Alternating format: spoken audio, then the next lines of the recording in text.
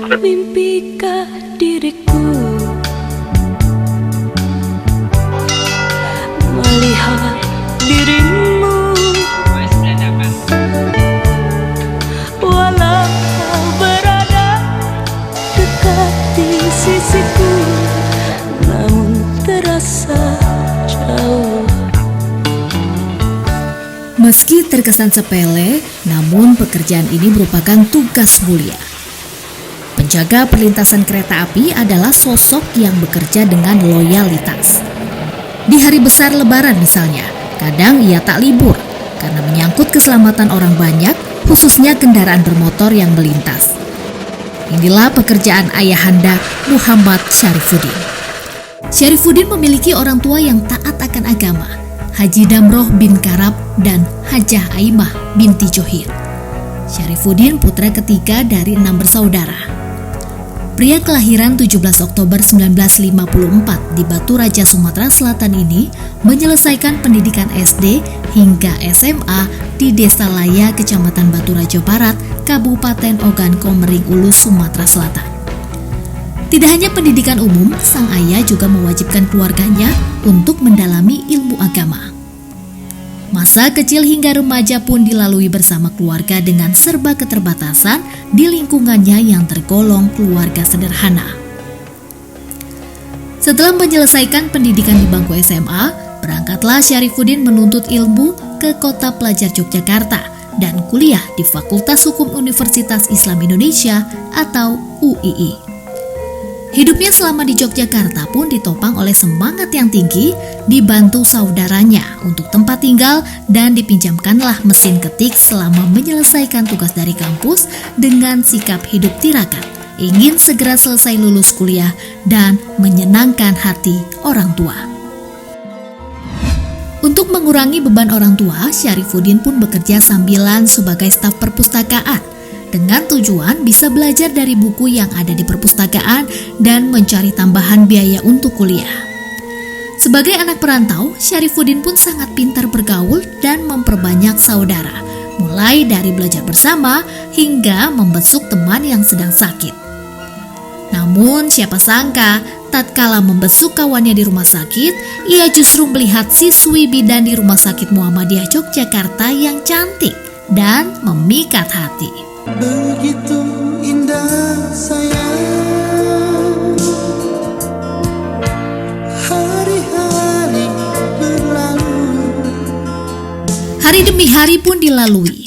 Akhirnya Syarifuddin tercatat menjadi mahasiswa terbaik sefakultas hukum dan sebagai wisudawan terbaik atau cum laude di kampus Universitas Islam Indonesia.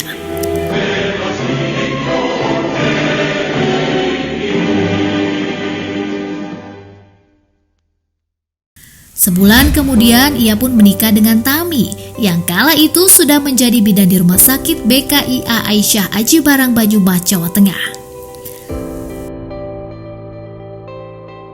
Selesai kuliah dan belum mendapatkan ijazah dari kampus, pria yang santun ini pun nekat mendaftarkan diri sebagai calon hakim di Departemen Kehakiman pada tahun 1980 di Jakarta dan diterima pada bulan April 1981 menjadi calon hakim.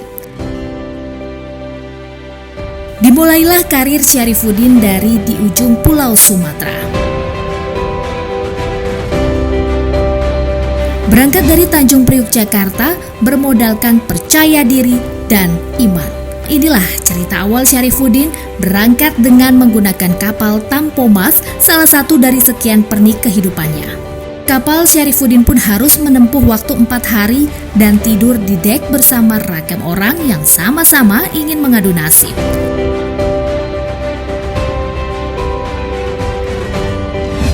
Sesampainya di pelabuhan dan turun dari kapal Tampomas di malam hari, Syarifuddin pun mulai kebingungan. Terlebih suasana malam dan gelap tak gampang untuk mencari kendaraan.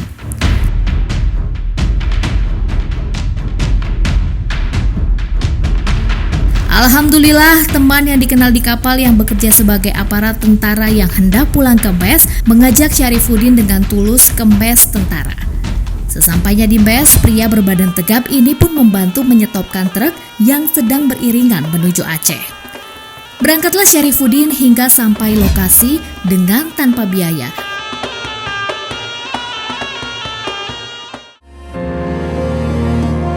Disinilah awal karir Syarifuddin, berkarir di dunia peradilan sebagai CPNS calon hakim. Berkarir di dunia peradilan dilalui Syarifuddin dengan semangat di tengah keprihatinan. Syarifuddin tinggal di belakang kantor pengadilan, hidup dengan sederhana. Hal inilah yang mempunyai kenangan tersendiri bagi Syarifuddin. Waktu bergulir dengan cepat. Selama 7 tahun bertugas, Syarifuddin pun tidak pernah pulang kampung lantaran tidak punya ongkos atau uang saku. Gajinya pun kecil jika harus naik pesawat.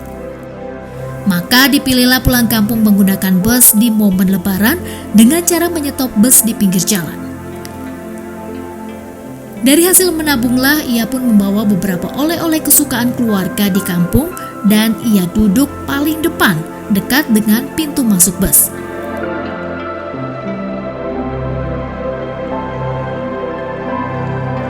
Karena lelah, Syarifuddin pun tertidur lelap.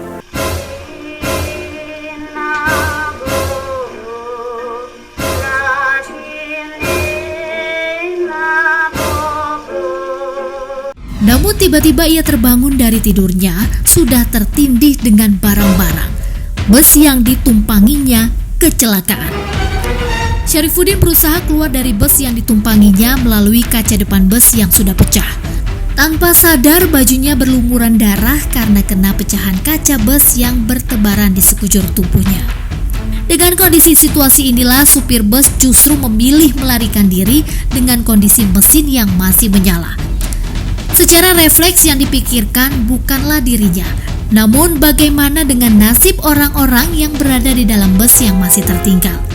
Pilihannya mengejar supir yang kabur atau memberi bantuan ke orang-orang yang masih terjebak di dalam bus. Dan spontan Syarifuddin kembali ke bus, segera mematikan mesin, menolong penumpang lain yang masih terjebak di dalam. Cobaan pun belum selesai. Tiba-tiba datanglah segerombolan anak muda.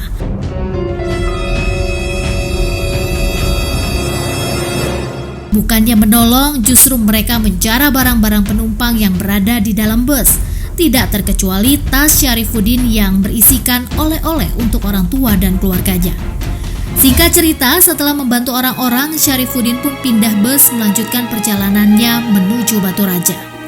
Prinsip hidupnya adalah terus bersyukur dalam setiap keadaan. Bersyukur merupakan suatu perbuatan yang bertujuan untuk berterima kasih atas segala limpahan nikmat yang telah Allah berikan. Bak sebuah karya puzzle yang tersusun jelas di dalam potongan-potongannya. Tergambar jelas bagaimana Allah meridhoi setiap langkahnya.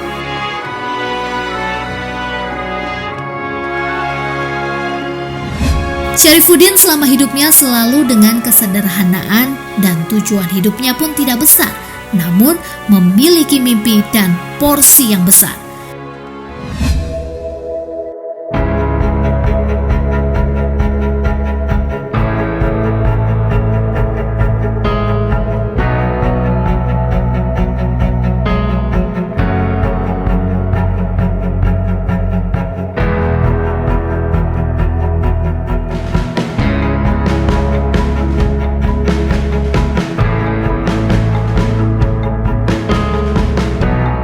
Kesederhanaan merupakan bagian dari hidup Syarifuddin hingga saat ini.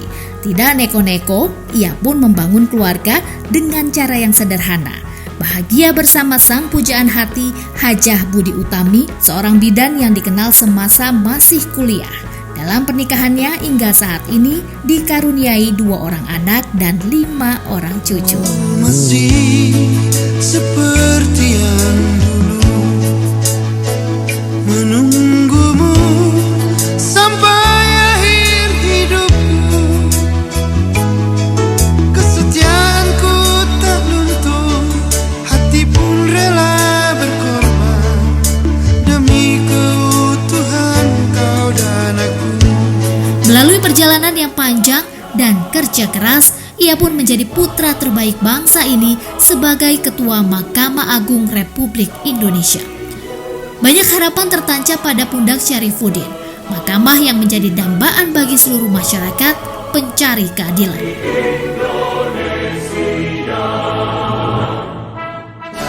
Hidup adalah proses tentang perjalanan waktu.